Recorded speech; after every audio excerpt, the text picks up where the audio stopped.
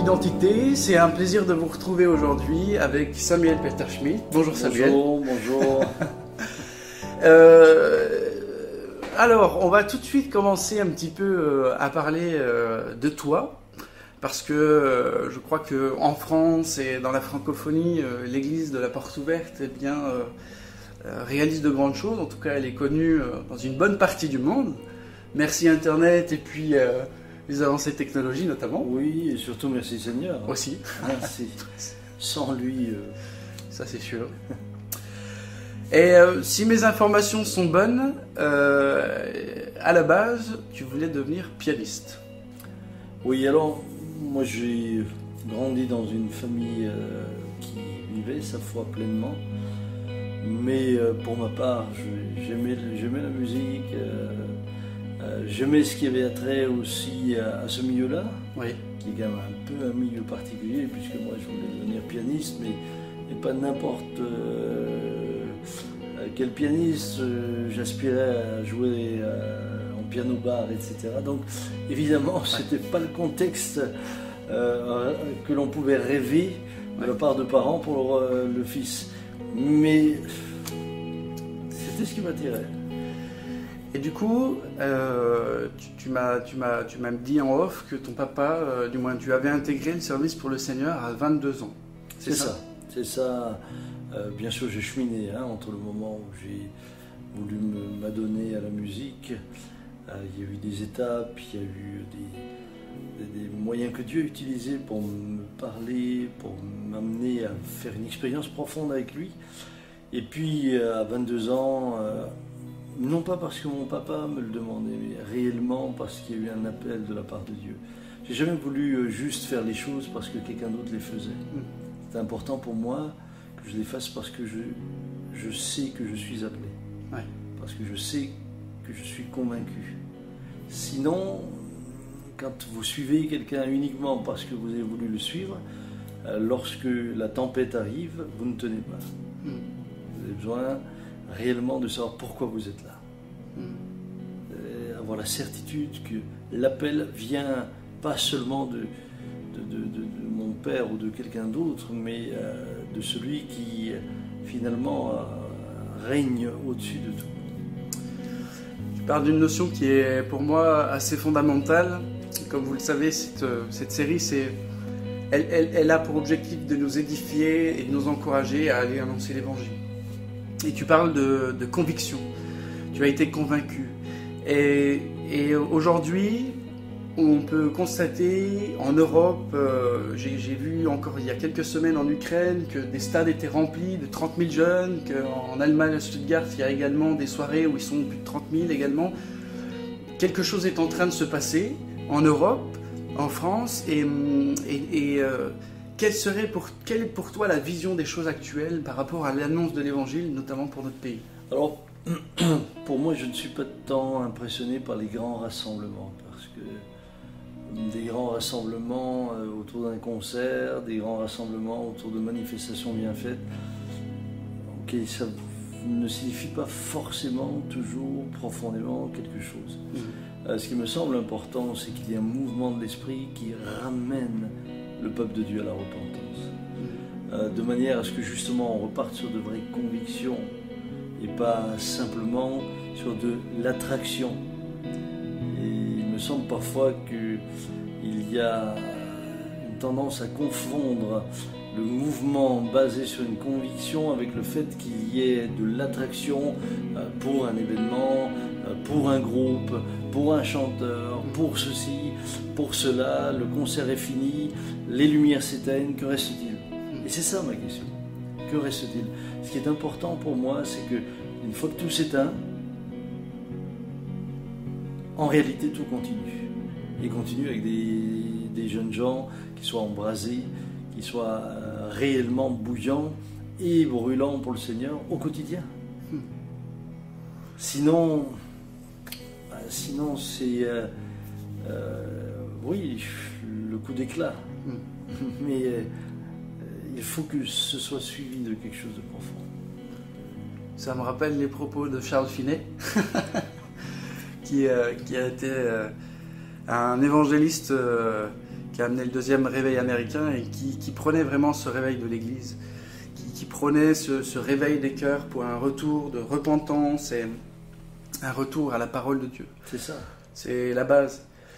Nous travaillons actuellement sur une série qui s'appelle « Retourner au cœur du Père » parce qu'en fait, même si on veut annoncer l'Évangile, si on n'est pas au cœur du Père, ça nous semblera tellement difficile de porter des fruits. Parce que si on n'est pas en lien avec lui, inspiré par lui, je crois que ce sera difficile de bouger des montagnes. Oui, mais c'est surtout difficile d'annoncer un évangile si cet évangile n'est pas l'évangile qui a transformé notre propre cœur.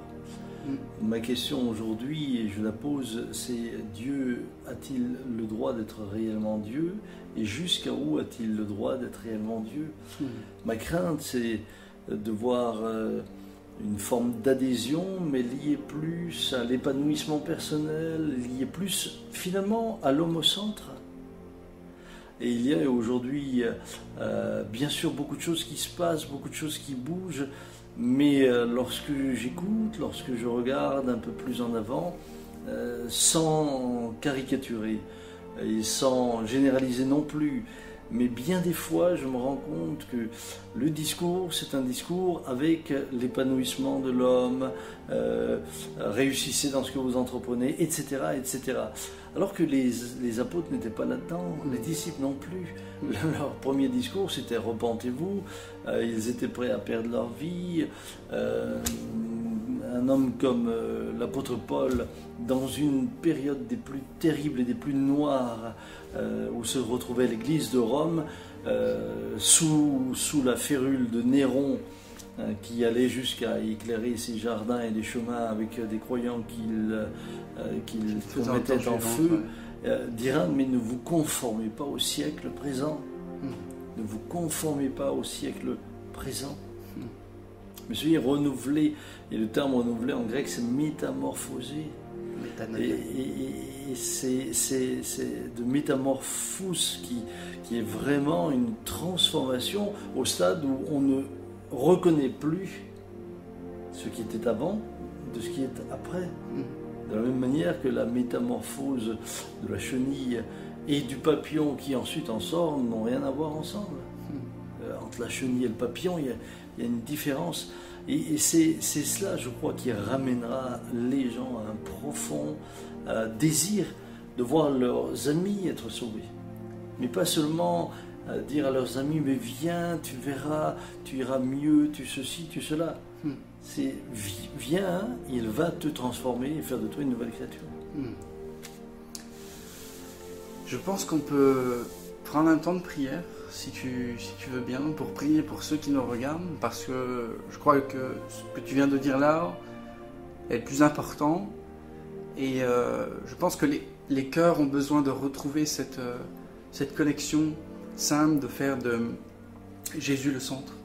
Et si on pouvait prier pour que ceux qui nous regardent, ceux qui regardent cette émission, puissent bien peut-être prendre cette parole dans votre cœur et puis dire, ben oui, je souhaite que Jésus reprenne le centre, que ce ne soit pas ce qui me semble intéressant dans l'Église, la louange, les pôles d'activité, la créativité, tout ça c'est très bien, mais le centre c'est Jésus. Et c'est ce Jésus qui doit derrière être moteur et la dynamique de toutes ces activités, qui sont au final des supports, mais pas l'essentiel.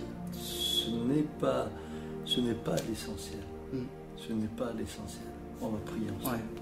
Père, je te bénis de tout cœur, dans le nom de Jésus, ton Fils bien-aimé, par la puissance de l'Esprit, pour que tous ces amis qui sont en train de suivre cette émission, de suivre cette petite interview, puissent eux-mêmes réaliser à quel point nos propres cœurs, parfois, nous trompent.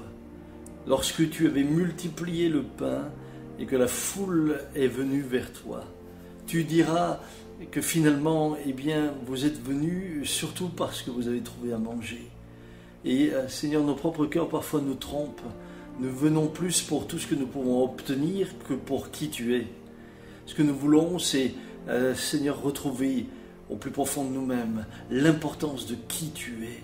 Tu es premièrement le Fils de Dieu.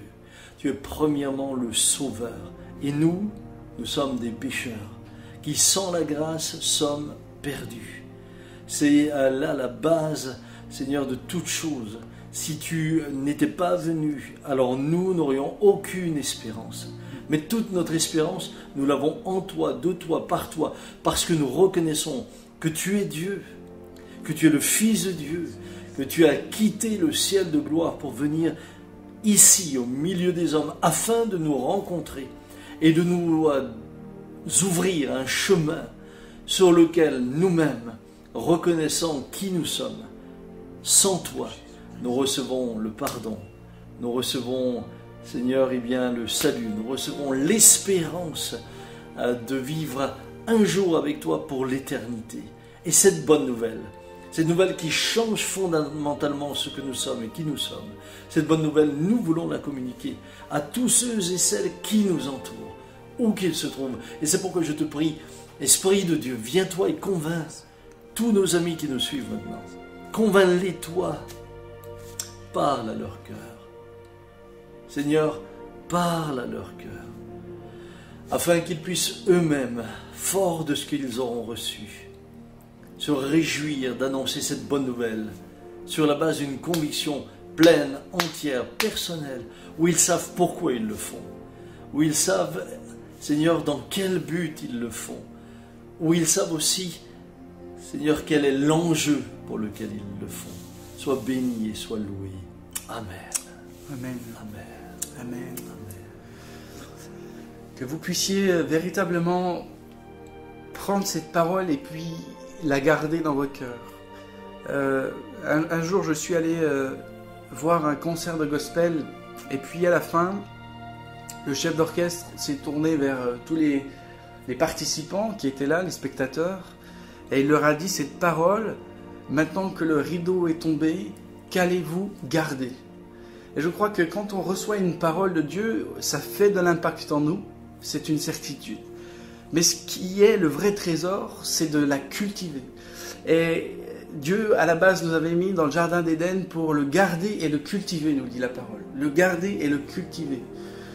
Et nous devons garder et cultiver ces paroles que Dieu nous donne. Et aujourd'hui, si vous avez été encouragé par cette parole, alors gardez-la dans votre cœur, protégez-la et cultivez-la. Allez vers Jésus-Christ, dans l'intimité. Et lui, il fera le reste. Il fera naître en vous des projets. Il vous donnera du cran. Si des fois vous êtes hésitant, il balayera cette crainte. Et vous allez aller annoncer l'évangile. Amen. Amen. Merci Samuel. Ce fut un plaisir. Ciao les amis. Ciao, ciao. Au revoir. À bientôt.